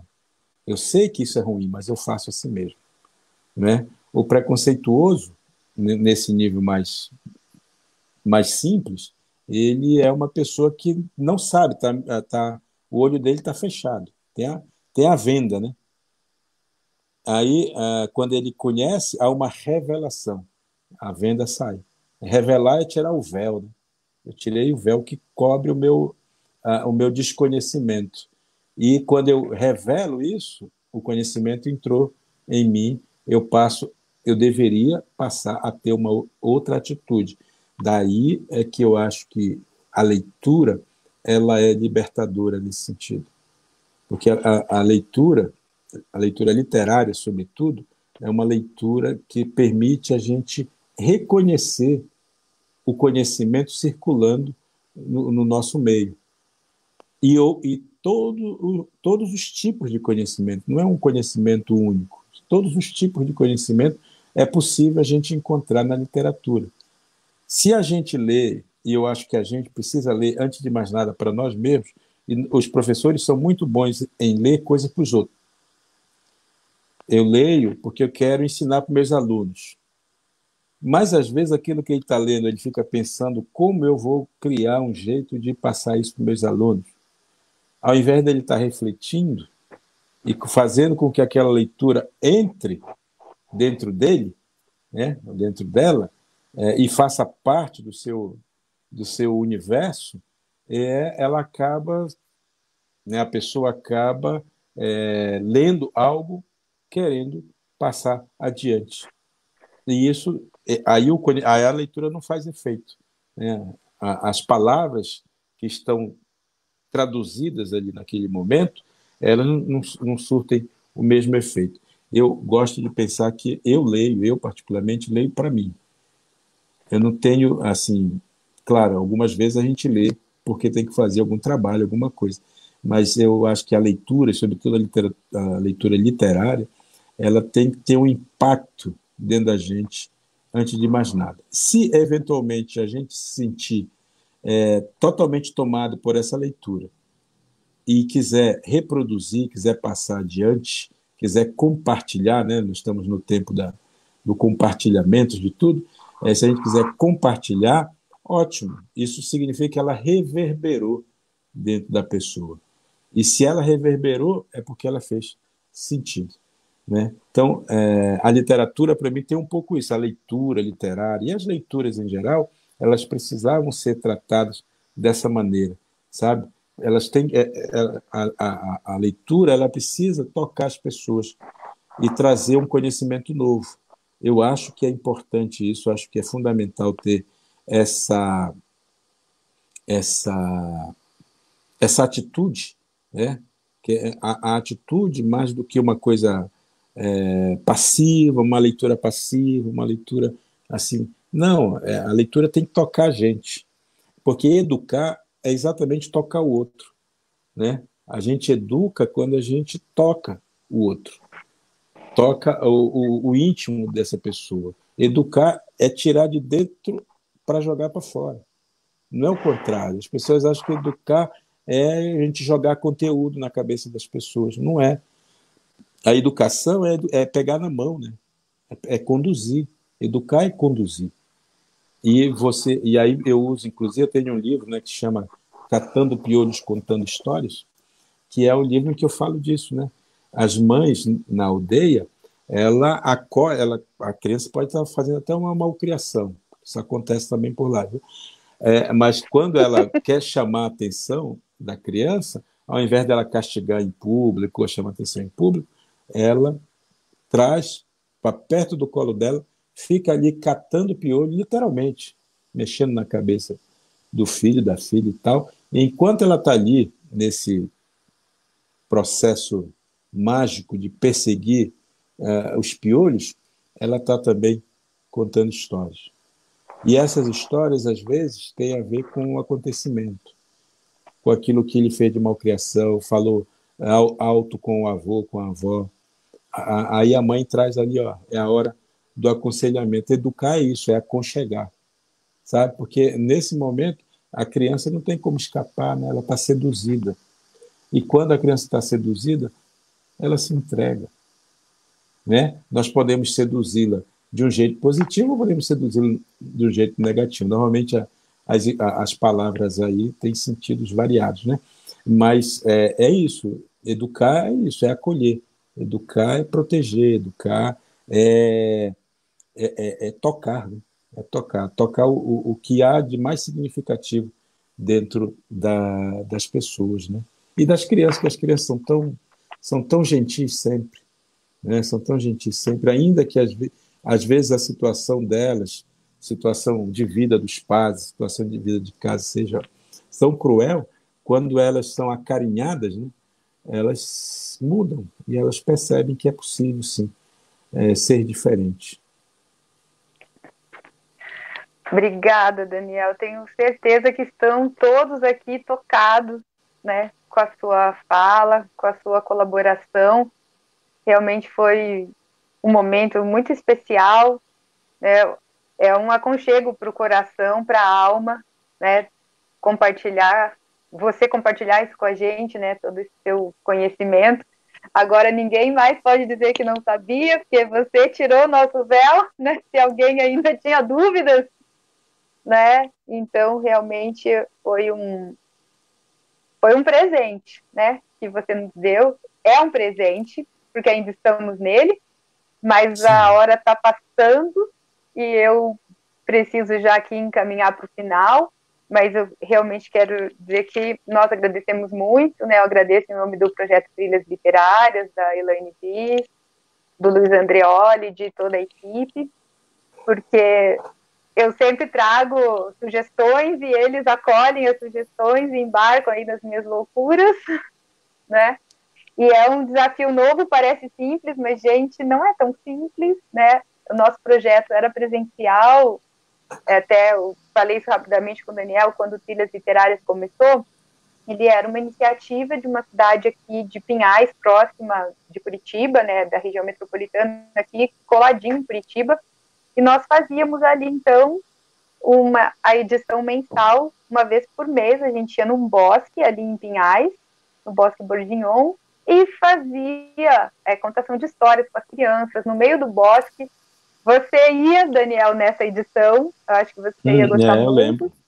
Né? Eu fui convidado. Daniel foi convidado, ele era o nosso convidado para estar presencialmente ali no meio do bosque, tem um bambuzal, é um lugar lindo, assim, e a gente geralmente fazia esses encontros lá, até a Jaqueline Conte, que está aqui participando, comentou aqui com a gente também, está assistindo, ela foi escritora convidada, fez lá esse bate-papo com as crianças no meio da natureza, que a gente acredita muito, né, acredita nessa aproximação, né, da natureza com a leitura, com a literatura. É um momento em que a gente está mais aberto, né, quando você está ali sentado no chão, com o pé no chão, na grama, você está mais aberto, né, para receber isso, para reconectar, né, eu acho que ali no bosque a gente se reconectava, mas aqui no virtual a gente também pode se conectar, né, e compartilhar todo esse seu conhecimento, sua sabedoria, essa tua alegria, né? A gente vê que você traz essa alegria na escrita e na fala também, né? Mesmo quando fala de assuntos difíceis, porque os seus livros também trazem, né, temas, às vezes, fala da morte, tal, da saudade, da solidão, né? São muitas temáticas que você aborda que a gente não vai nem entrar nisso agora, porque realmente a gente já tem que acabar. Mas, então, eu agradeço muito, né? E agradeço por você ter paciência comigo também, que eu não consegui deixar você bonitinho aí sozinho. Eu juro que eu apertei tudo quanto é botão aqui, mas eu não consegui achar o jeito de deixar só você.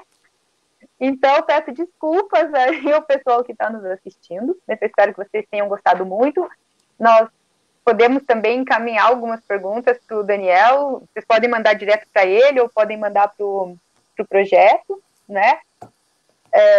Deixa uma mensagem para a gente ali, a gente está no Instagram também, e por questões técnicas fizemos a live somente no Facebook, mas agora, se vocês me ajudarem, se o Daniel me ajudar, eu vou salvar essa live, não sei se ela salva automático, Daniel, porque daí eu posso mandar também, a gente abrir um canal no YouTube, eu posso mandar para outras pessoas. Então, ela fica automaticamente salva no YouTube. Quando eu apertar no YouTube não, desculpa, no Facebook. Você está transmitindo pelo Face, né? Pelo Face. Quando eu apertar esse end aqui, ela vai gravar. Eu não vou perder você. Não vai. Mas antes de terminar, eu quero ver. Sim, não estamos terminando. Não estamos terminando ainda. É só para eu te... Não, é só para eu vou deixar você fazer as suas considerações finais. Tá, eu só estou falando isso também até para o pessoal entender por que você não está aparecendo sozinho ali. E se alguém tiver pergunta, pode mandar que a gente encaminha depois, que não vai dar tempo de responder. E agora, então, eu vou passar a palavra para você novamente, né, para você fazer suas considerações finais. E aí, depois, eu quero avisar o pessoal quem serão os nossos próximos convidados, avisar você também. Tá legal. Tá legal. Eu vou encerrar também, não vou ficar muito tempo falando mais, mas eu queria lembrar para os nossos amigos aí, quem quiser conhecer mais o meu trabalho, no Instagram eu já dei. Eu tenho um canal no YouTube, por favor, se inscrevam nesse canal. Ele tem aí umas 5 ou 6 pessoas já inscritas. Eu queria chegar pelo menos a umas 10, né, hoje aí com vocês. Se inscrevam lá, está no meu nome também, de Munduruku, é lá o meu canal, é o canal Daniel Munduruku mesmo. Eu tenho uma ONG, uma instituição que chama UCA, Instituto UCA, que é o nome também da minha pequena editora, né? Eu tenho uma editora que chama UCA Editorial. No UCA, nós temos lá um apoio, uma campanha de apoio no Apoia-se, apoia-se/UCA, UCA. Né? Lá a gente, para manter um pouco as nossas atividades, a gente tem essa campanha. Se alguém ficasse muito tocado, quiser pagar a emoção vivida, pode ir lá fazer essa, essa caridade para a gente. Agora, se além de fazer isso, se vocês quiserem também conhecer os meus livros, eu já falei que vocês podem ir na livrariamaracá.com.br. Lá, inclusive, nós estamos com... Eu vi teve um comentário aqui da Mota, não lembro agora, acho que é Ana, Ana. que recebeu esse livro já lá, está impactada com ele. É o meu livro mais recente, O Olho Bom do Menino. Ele está chegando na casa das pessoas com o meu autógrafo e com um pôster, um A3, né? O A3 são dois A4 emendado, né? Na horizontal, que dá um pôster que dá para fazer um quadro bonito. Tá? É um livro em que eu trato um pouco sobre a questão da cegueira. É a história de um menino que não enxerga. E aí tem todo um desenvolvimento em torno desse tema, né, da cegueira.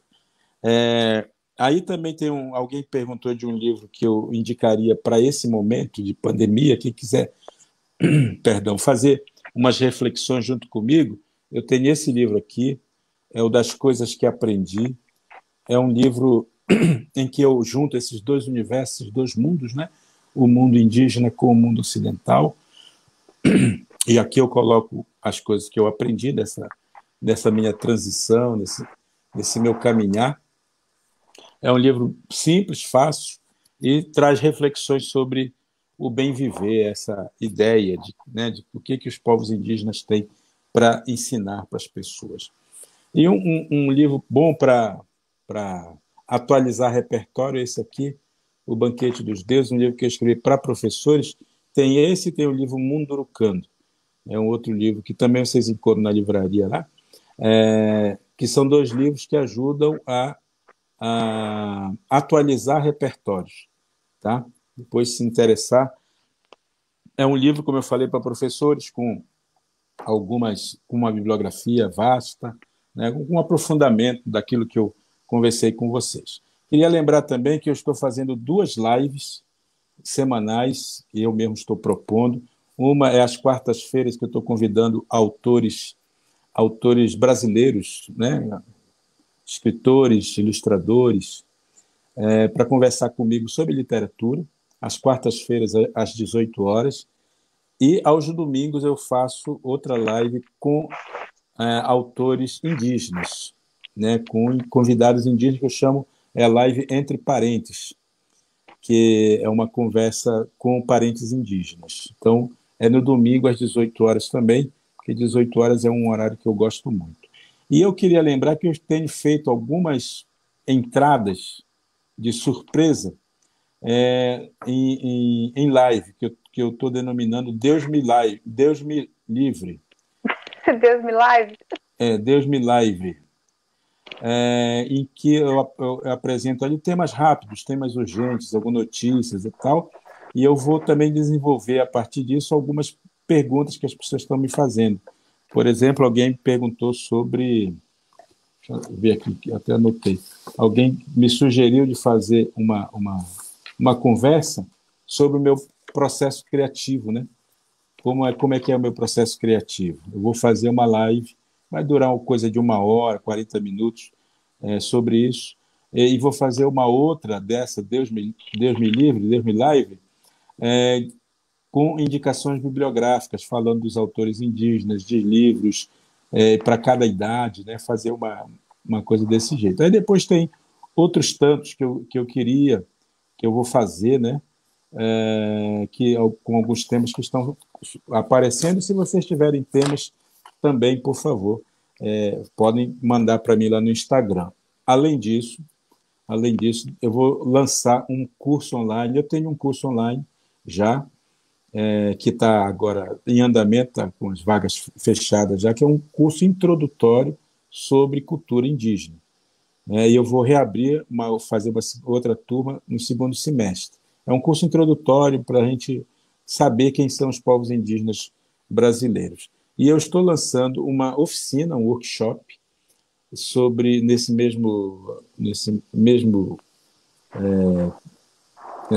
mesma plataforma, né, de cursos online, um curso que um workshop sobre como contar histórias indígenas para criança na primeira idade, assim, na primeira infância das crianças, né, de 0 a 6 anos. Como contar essas histórias, né, e que histórias escolher para contar e tudo mais. Vai ser workshop, oficina mesmo, uma coisa mais prática. Então, fiquem atentos, porque tudo isso vai estar anunciado aí nas redes futuramente. Bom, para encerrar, eu queria, então, deixar para vocês uma mensagem. Primeiro, por que o Vô Apolinário é meu livro preferido? O Vô Apolinário é meu livro preferido porque foi um livro que eu escrevi chorando. É um livro extremamente emocionante para mim, né? Porque eu costumo dizer para as pessoas que eu escrevo por puro egoísmo. Eu escrevo para mim. Eu escrevo para eu não esquecer das coisas. Eu escrevo para não deixar a peteca cair, para mim. E tenho tido a alegria de saber que o que eu escrevo para mim também causa algum impacto nas outras pessoas que leem o que eu escrevo. Esse livro, O Vô Apolinário, Um Mergulho no Rio de Minha Memória, esse é o nome completo do livro. Eu escrevi porque eu tive um avô que se chamava Apolinário, e ele foi importante no resgate, não gosto muito dessa palavra, mas nesse caso cabe, no resgate da minha própria identidade munduruku. Foi ele que não deixou eu escapulir, sabe? Como se diz lá no norte. Eu escapar da coisa. Porque eu tinha uma dificuldade muito grande de aceitação, sobretudo porque eu fui para a escola, e a escola dos anos 70 era uma escola cruel, era uma escola que nós fomos obrigados a frequentar, e nessa escola a gente apanhava se a gente não obedecesse às regras, né? E se a gente falasse a nossa própria língua, a gente sofria represálias. Então a gente era obrigado violentamente a frequentar essa escola, e uma das coisas que me causou foi uma raiva sinistra de ter nascido índio. E naquela época se falava muito esse termo mesmo, né? Ter nascido índio. E por conta disso eu cheguei a prometer a mim mesmo que quando eu crescesse eu não seria assim. Acontece que no meio do caminho teve um avô. E esse avô, percebendo isso, ele foi cumprir o papel dele, o papel de avô. E o papel do avô numa comunidade, o papel de um velho, é fundamental, que o velho é aquele que educa o nosso espírito, sabe? Educa a nossa alma. Os pais educam o nosso corpo, mas quem educa a nossa alma são os avós. E eles fazem isso contando histórias. Eles fazem isso alimentando a gente da nossa origem, né? Falando da nossa origem. E esse avô começou a fazer isso, né? Me pegava pela mão, educar-me, pegar pela mão, e ia me reintroduzindo nesse meu universo, né? E nesse livro eu conto um pouco como foi essa trajetória, inclusive, né, refletindo um pouco sobre a questão do tempo, que foi uma das coisas que ele me ensinou. Aliás, e é para encerrar mesmo, que eu estou chamando ele a presença aqui, né? Porque foi ele que um dia disse assim, para mim, para outros irmãos, primos que estávamos próximos, chegou e disse assim: meus netos, se o momento atual não fosse bom, se o agora não fosse bom, não se chamava presente. E ele dizia isso assim com uma tranquilidade de quem sabe do que está falando, né? E foi ele que colocou na minha cabeça a ideia, né, de que o presente é um presente e que precisa de ser vivido intensamente, porque só o hoje nos importa. só hoje nos compromete. Só hoje eu sou, né? Só hoje eu sou. E eu tenho que viver plenamente isso. E foi esse avô, e eu encerro com isso, que um dia me disse, me vendo que eu estava meio perturbado, eu sou meio perturbado mesmo, desde criança. Vendo que eu estava assim um tanto perturbado, ele chegou e mandou eu observar o rio, mandou eu escutar o rio. E eu não sabia que rio falava. Mas ele me mandou escutar o rio e eu fui escutar o rio, porque quem tem juízo tem que obedecer, não é mesmo? E eu fui escutar o rio. E sabe o que aconteceu? O rio não falou. Ficou mudo, quieto, calado. Quando muito parecia que ele gargalhava. Ficava zombando de mim. E o avô, na tranquilidade dele, quando eu fiquei lá um tempo já, né? Ele me chamou e disse: meu neto, o que o rio contou para você? Eu disse: nada, avô, não contou nada. Contou sim. Você que não ouviu. Você está com muito barulho na sua cabeça. Para a gente ouvir o rio, a gente tem que aprender a fazer silêncio. E o fazer silêncio não é só ficar de boca fechada. Fazer silêncio é ficar inteiro. É o silêncio do nosso pensamento, da nossa cabeça. É o pensamento que nos permite estar inteiro naquilo que a gente está fazendo. E quando a gente está inteiro naquilo que a gente está fazendo, a gente escuta o silêncio falar com a gente. E ele me perguntou: você já viu, por acaso, quando o rio encontra alguma dificuldade à sua frente, você já viu o rio ficar triste, frustrado, decepcionado?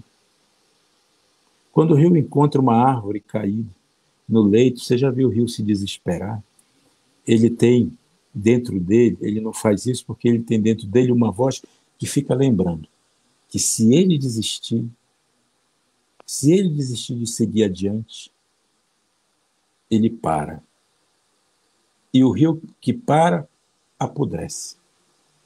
E no rio que apodrece, a vida vai embora. A vida se afasta. Não tem mais peixe, a criança não vem mergulhar. Ele apodrece. E o rio podre é o rio que desistiu de correr. Porque o sonho do rio, a missão do rio, é mergulhar no grande rio, no mar. Ele só se realiza quando ele mergulha na infinitude do mar. É claro, não entendi absolutamente nada daquilo naquele momento. Foi preciso viver uma vida para eu ir aos poucos entendendo. Mas eu sempre que falo com professores, eu preciso lembrar que nós, professores, temos que ser água corrente. É na água corrente que as crianças vêm mergulhar. O professor que se acomoda, ele apodrece.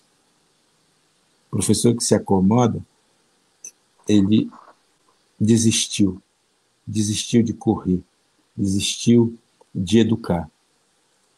Ele, portanto, vai repetir as mesmas coisas, as mesmas ladainhas, o tempo inteiro, né? E a criança não vai mais mergulhar nas águas límpidas, né, que ele pode oferecer. Então, se eu posso dizer, dar um conselho para vocês nessa sexta-feira, depois tomar uma cervejinha, claro, porque sextou, né, como dizem, se eu posso dar um conselho nessa sexta-feira, nesse dia 10 de julho de 2020, esse dia que jamais em nossas vidas vai se repetir. Outros 10 de julho virão, mas nunca mais esse, né? Nunca mais o 2020. Esse só acontece hoje. Se eu posso dizer algo nesse dia, nesse momento, sejam água corrente, né? Sejam rio fluindo. Deixe que as pessoas, as crianças, a vida mergulhe dentro de vocês. Um beijo grande. Espero encontrá-los em outros lugares, em outras oportunidades. E seguimos adiante. Se cuidem, cuidem dos seus. Beijos. Beijo, Daniel. Faz a gente chorar aqui ao vivo. Que coisa.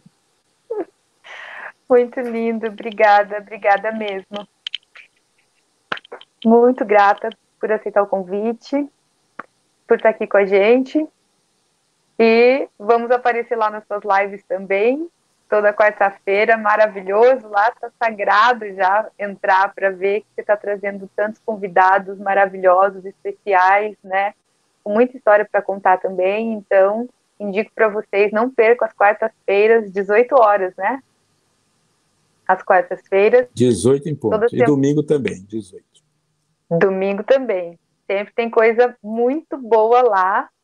Então, sugiro que todo mundo que está aqui acompanhando também entre lá para conhecer mais um pouco aí das maravilhas que estão fazendo nesse Brasil, porque a gente tem que mostrar, né? Tem que mostrar. Obrigada. De nada. Obrigada mesmo. Um abraço. Outro. Eu vou agora fazer um convite. Eu quero convidar vocês para as próximas lives, próximos encontros. Na semana que vem, dia 17, nós vamos ter a Cléo Busato, que é uma escritora aqui do Paraná. Ela tem vários livros também, premiados, é uma pessoa encantadora, então vai estar com a gente no dia 17. No dia 24 de julho, nós vamos ter o José Roberto Toreiro e o Marcos Aurélio Pimenta. Eles vão contar um pouco para a gente, né, desse trabalho maravilhoso que eles têm, escrevem juntos, é uma super dupla. E no dia 31, a gente vai estar com a Eve Ferretti, que é uma escritora aqui de Curitiba, está morando em Portugal. Eu agradeço que ela estava acompanhando a live aqui também. E em agosto a gente continua, aí depois eu passo a programação para vocês, tá bom? E muito grata por terem acompanhado a gente por todo esse momento. Foi tão especial. Muito grata. E até a próxima.